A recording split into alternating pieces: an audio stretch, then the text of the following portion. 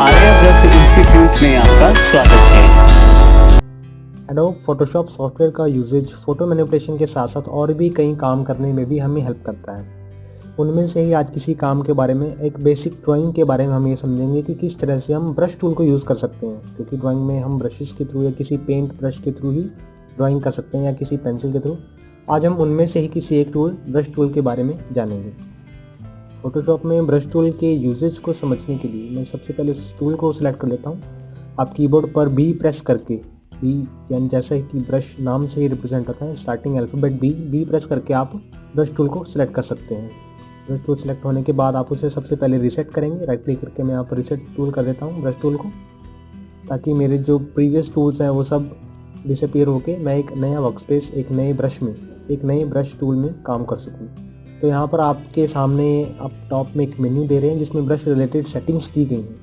देखिए सबसे पहले ब्रश का जो आइकन है वो दिया गया, जिसमें हम अगर प्रीसेट इसमें रखते हैं, यानी कि जो हमने कोई फेवरेट ब्रश इसमें ऐड किया हुआ है, इसमें वो ब्रशेज़ आपको देखने को मिलते हैं। इसी तरह से ब्रश की और भी सेटिंग्स हैं जिसे हम वीडियो में आगे और भी जानेंगे कि हम किस तरह से इन्हें यूज़ कर सकते हैं। सो स्टार्टिंग करते हैं इस टूल से।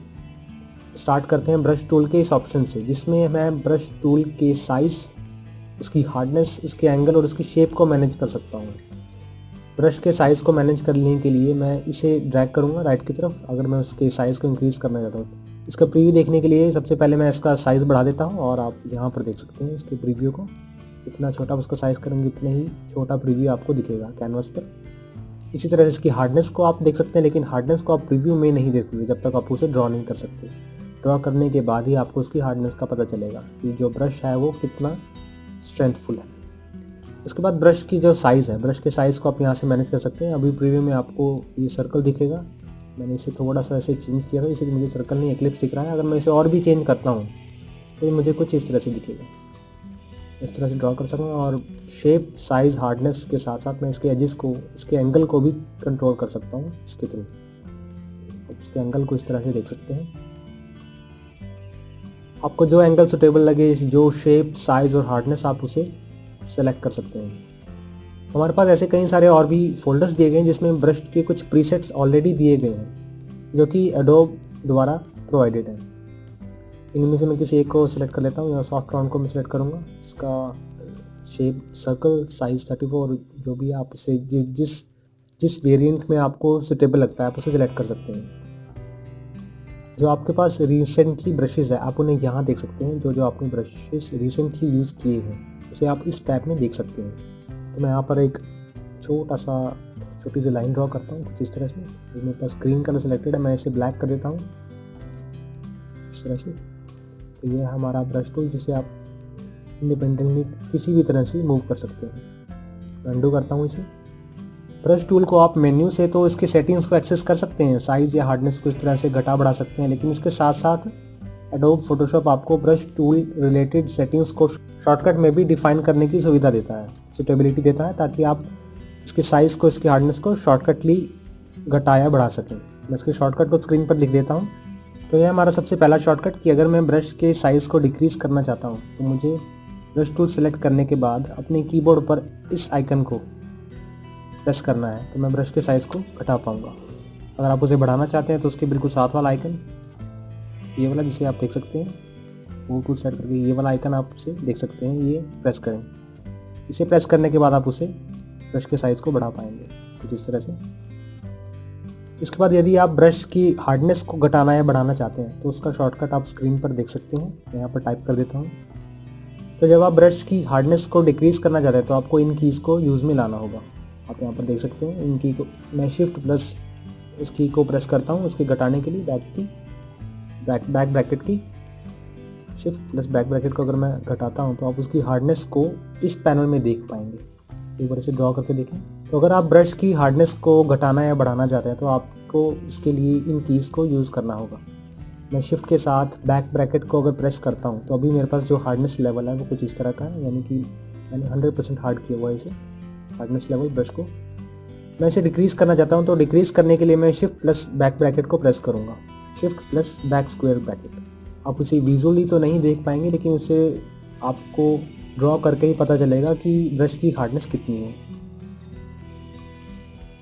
तो जैसा कि आप स्क्रीन पर शॉर्टकट को देख पा रहे हैं, control plus alt and drag down will increase hardness level. ये अगर आप इस ब्रश के हार्डनेस लेवल को बढ़ाना चाहते हैं तो आपको कीबोर्ड पर कंट्रोल प्लस आल्ट प्लस इसके लिए आपको ब्रश टूल सिलेक्टेड होना ज़रूरी है। इसे सिलेक्ट करके ड्रैग लेफ्ट करता हूँ। तो इन दो ऑप्शंस को समझने के बाद मैं यहाँ पर ब्रश टूल को यूज़ करता हूँ। आप यहाँ पर देख रहे हैं कि जब मैं इसमें स्मॉलर साइज़ सेलेक्ट करता हूँ और मैं ड्रॉ करता हूँ कुछ इस तरह से, तो कर्सर साइज़ के अंदर जो ब्रश है हमें वो दिख रहा है। यानी कि मैं चाहता हूँ कि मेरे पास ये सर्कल मुझे दिख रहा है यहाँ विजुअली, मैं ये सर्कल नहीं देखना चाहता। इस सर्कल की जगह मैं प्लस का साइन या कोई और साइन देखना चाहता हूँ जिससे मैं अपने कंटेंट को अच्छे से देख पाऊँ।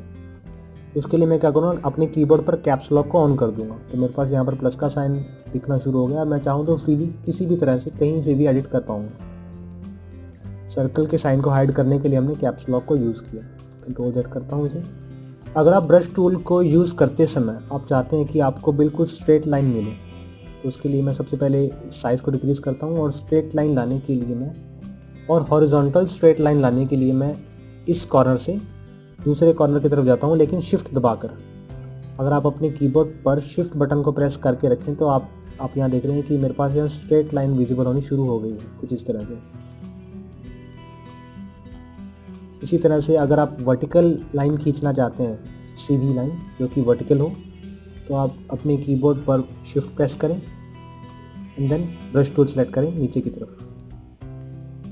लेकिन अगर आप वर्टिकल लाइन को सिलेक्ट करना चाहते हैं तो ब्रश टूल को पहले लेफ़्ट क्लिक करें, उसके बाद डाउन की तरफ जाते हुए आपको कीबोर्ड पर शिफ्ट बटन प्रेस करना है। शिफ्ट बटन प्रेस करते ही आपकी जो लाइन है वो स्ट्रेट जानी शुरू हो जाएगी।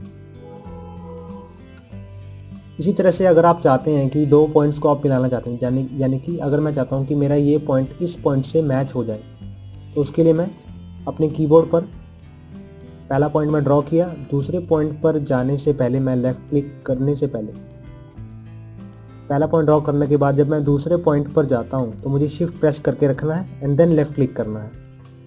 इसी तरह से आप जहाँ जिस पॉइंट तक पॉइंट्स को जोड़ना चाहते हैं वहाँ पर लेफ़्ट क्लिक करते रहें, लेकिन अपने कीबोर्ड पर शिफ्ट बटन ज़रूर प्रेस करें। तो इससे आप एक पॉइंट से दूसरी पॉइंट की तरफ एक स्ट्रेट लाइन खींच सकते हैं।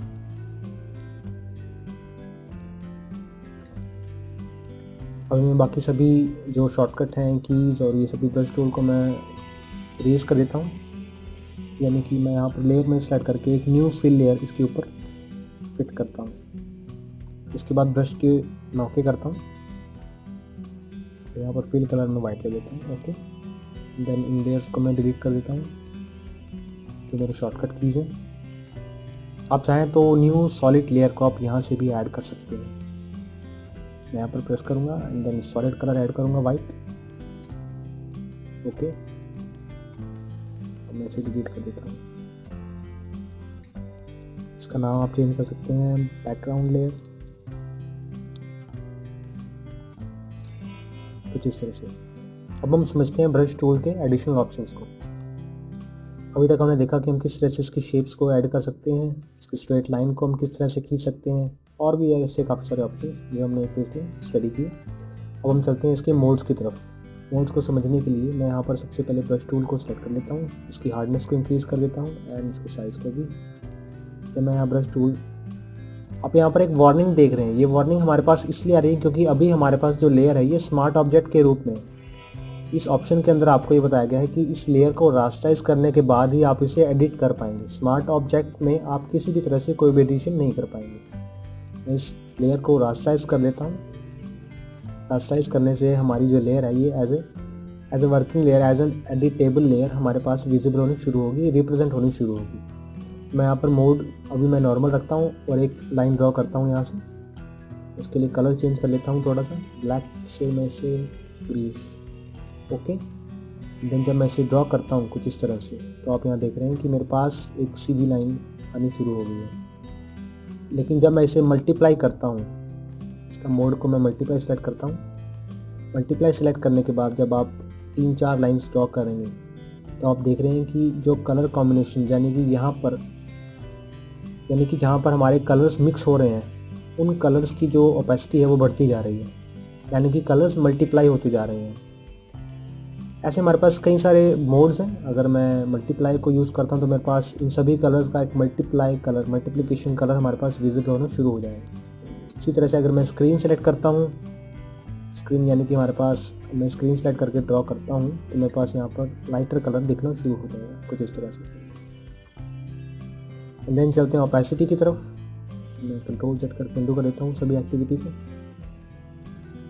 ओपेसिटी को समझने के लिए आपको क्या करना होगा, ओपेसिटी को आप इस तरह से मैनेज कर सकते हैं।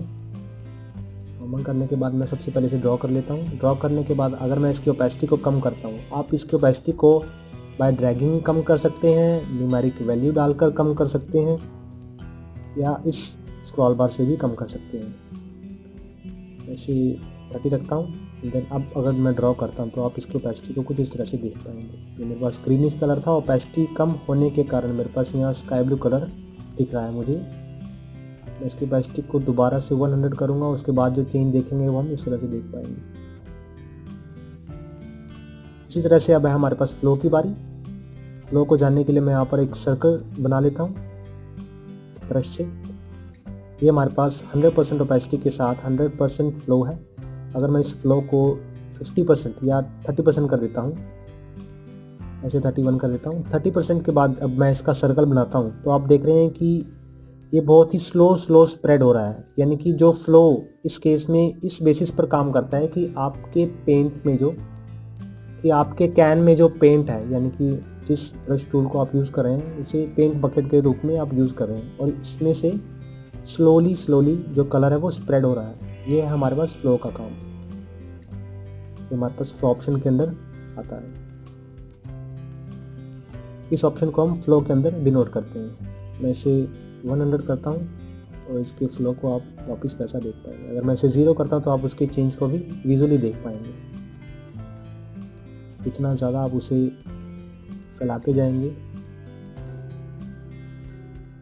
उतना ही आपको कलर दिखना शुरू हो जाएगा कुछ इस तरह से। मैं इसे 100 कर देता हूँ। उसके बाद हमारे पास एक ऑप्शन है स्मूथनिंग, जो कि फोटोशॉप द्वारा दिया गया एक बहुत इंटरेस्टिंग पॉइंट है, इंटरेस्टिंग ऑप्शन है। स्मूथनिंग को जानने के लिए मैं क्या करता हूँ, सबसे पहले अपनी स्क्रीन को एम्प्टी कर देता हूँ। देन यहाँ से कलर चेंज करता हूँ। ओके, इसके साइज़ को कम करेंगे एंड जब आप इसे ड्रॉ करते हैं कुछ इस तरह से आपके सामने ड्रॉ होना शुरू हो जाएगा। आप यहाँ पर देख रहे हैं कि मेरे पास स्मूथनिंग मैंने जब 100 की तो मेरे पास ये काफ़ी लेट ड्रॉ होना शुरू हो गया है। यानी कि ये लेट ड्रॉ हो रहा है, थोड़ा डिले ले रहा है पेंट करने में। ऐसा इसलिए क्योंकि हमने स्मूथनिंग को 100% यूज़ किया। अगर मैं इसे 10 कर देता हूँ तो आप इंस्टेंटली इसका इफेक्ट देख पाएंगे। ये कर्सर के साथ साथ मूव हो रहा है। स्मूथनिंग 100 करते ही आप इसे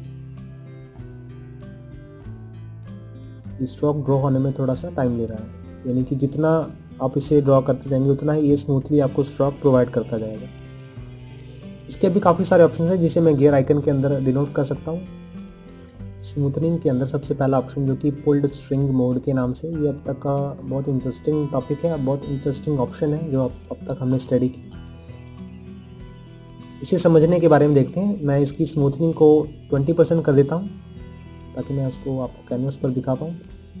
जब मैं इसे ड्रॉ करता हूँ राइट से लेफ्ट की तरफ, इस पॉइंट से अगले पॉइंट की तरफ, तो आप देख रहे हैं कि इसके आसपास एक सर्कल दिखना शुरू हो जाएगा जो कि काफ़ी डिलेड हो जाएगा। ये एक थ्रेड के रूप में काम करता है। यानी कि इस ब्रश के इस पॉइंट से लेकर इस पॉइंट तक आपके पास एक थ्रेड अवेलेबल है जिसे आप मूव कर रहे हैं। अगर मैं इसे टॉप की तरफ मूव करता हूँ तो उसी एंगल की तरफ डाइवर्ट होना शुरू हो जाएगा। इस ऑप्शन को आप तब यूज़ कर सकते हैं जब आपको स्ट्रोक के अंदर कोई परफेक्ट शेप देनी होती है कुछ इस तरह से। ये अब तक का हमारे पास इंटरेस्टिंग फीचर है। जैसे जैसे आप इसे इंक्रीज़ करते रहेंगे वैसे वैसे इसका जो सर्कल एरिया होगा वो बढ़ता जाएगा कुछ इस तरह से। इतना ही स्पेस आप इसके बीच में बढ़ा देंगे। इसके स्पेस को अगर कम करता हूँ, 10% रखता हूँ, 11% रखता हूँ, तो आप इसके स्पेस को यहाँ स्क्रीन पर देख पाएंगे कुछ इस तरह से। जितना स्मूथनिंग परसेंट आपका कम होगा उतना ही स्पेस आप उसमें कम दे पाएंगे। इसके बाद अपने अगले ऑप्शन की तरफ चलते हैं। स्मूथनिंग को मैं 0 रखता हूँ। अगले ऑप्शन में मैं स्मूथनिंग को इसमें थोड़ा सा विजिबल रखना होगा। अगले ऑप्शन में मैं ऑफ करता हूँ स्ट्रोक कैचअप। स्ट्रोक कैचअप का जो मीन है यहाँ पर ये है, इस चेक मार्क को अगर मैं डिसेबल करके चेंज दिखाता हूँ आपको, ये इंस्टेंटली आपके पास दिखना शुरू हो रहा है। लेकिन जब आप उस ऑप्शन को ऑन कर देते हैं स्ट्रोक कैचअप, तो आप इंस्टेंटली उसे फॉलो नहीं करते, इसमें कुछ डिले रखता है ये कुछ इस तरह से। स्ट्रोक कैचअप के ऑप्शन को मैं देखने के लिए स्मूथनिंग को 100 कर देता हूँ, और जब इसे ड्रॉ करता हूँ तो आप देख रहे हैं कि मेरे पास यहाँ पर डिलेड होना शुरू हो गया है। जो स्ट्रोक है हमारे पास काफ़ी डिलेड परफॉर्म कर रहा है और एक कर्सर तक मूव कर रहा है, यानी कि जब मैं इसे यहाँ इस पॉइंट से लेकर अगले पॉइंट तक रखता हूँ तो जो स्ट्रोक है वो धीरे धीरे कर्सर तक पहुँचता है। अगले ऑप्शन में मैं ये देखता हूँ कैचअप ऑन स्ट्रोक एंड। मैं इसे इनेबल करके इसे डिसेबल करता हूँ तो देखते हैं कि क्या चेंज होगा हमारे पास। मैं इस कैनवस को वाइट कर देता हूँ कंट्रोल प्लस बैकस्पेस से। जब मैं इसे ड्रॉ करता हूँ तो आप देख रहे हैं कि जब मैं इसे ड्रॉ करता हूँ इस पॉइंट से लेकर इस पॉइंट तक, तो आप देख रहे हैं कि ये जो एरिया है हमारे पास, पिछला एरिया जो आप देख रहे हैं स्क्रीन पर, ये एरिया कर्सर तक बिल्कुल भी नहीं पहुंच रहा, कर्सर तक फिल नहीं हो रहा। ऐसा इसलिए क्योंकि हमने यहाँ पर इस ऑप्शन को टिक किया हुआ था, जो कि इस ऑप्शन के ऑपोजिट है। इसी तरह अगले ऑप्शन की तरफ एडजस्ट फॉर जूम, जो कि डिफ़ॉल्ट में दिया गया है कुछ इस तरह से। तो ये थे स्मूथनिंग रिलेटेड कुछ मेन फीचर्स, कुछ मेन ऑप्शंस। इसके बाद स्मूथनिंग का एक एग्जांपल और मैं आपको देना चाहूँगा कि जब आप स्मूथनिंग को इधर 0% पर रखते हैं और ब्रश से कोई शेप ड्रॉ करते हैं कुछ इस तरह से, तो आप ये देख रहे हैं कि आपकी ये शेप परफेक्ट नहीं है, यानी कि कुछ टेढ़े मेढ़े हमारे पास वेज, कुछ टेढ़े मेढ़े लाइन्स हमें दिख रही हैं। इन टेढ़ी मेढ़ी लाइनों को मैं नहीं देखना चाहता, इसके लिए मैं स्मूथनिंग को 100% रखता हूँ। एंड देन जब मैं ड्रॉ करता हूँ तो आप इसके बीच का डिफरेंस देख पाएंगे।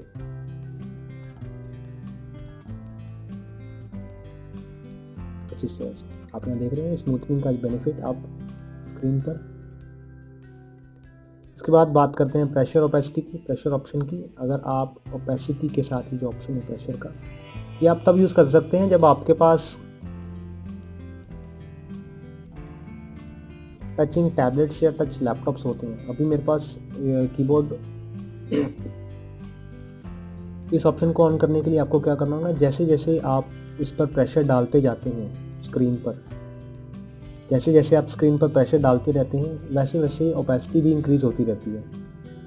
और जब मैं स्मूथनिंग में भी इसे ऑन करता हूँ तो आप जैसे जैसे इसके प्रेशर को ऑन करते हैं, यानी कि जितना आप उसमें स्पेस प्रेशर डालेंगे उतना आपको स्मूथनिंग ज़्यादा मिलेगी। तो ये था ब्रश ऑप्शंस रिलेटेड सेटिंग्स। आगे के कुछ लेक्चर्स में हम इसमें एडवांस में बात करेंगे।